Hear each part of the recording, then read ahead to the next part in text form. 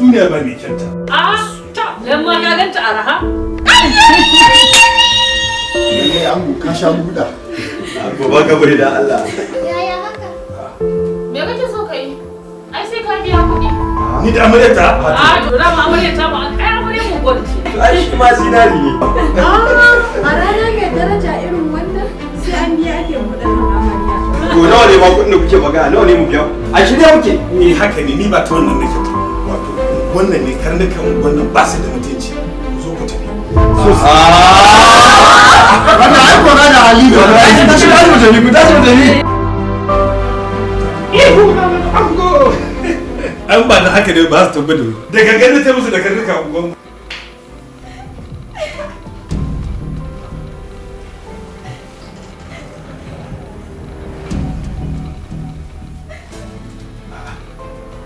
To me faru?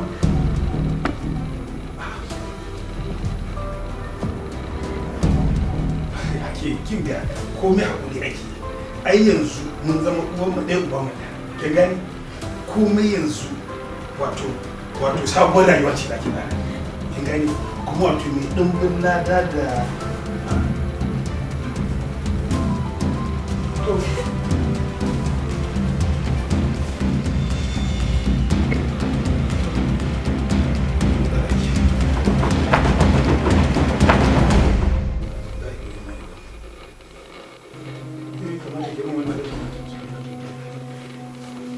san mala'ikun da kuka ke kiwa Allah kiwa annabi don Allah dan annabi dan Allah ki tashi ni magana ta fahimta ki fahimce ni in fahimce ki dan Allah dan annabi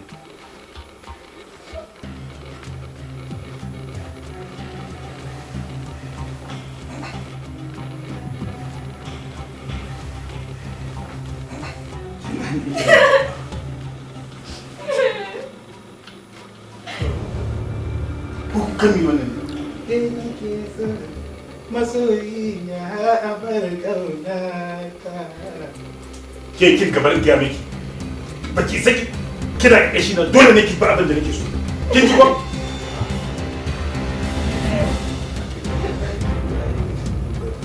dole ne ki duba kai wannan kina ji ki ya dole ki tsaya miki da karba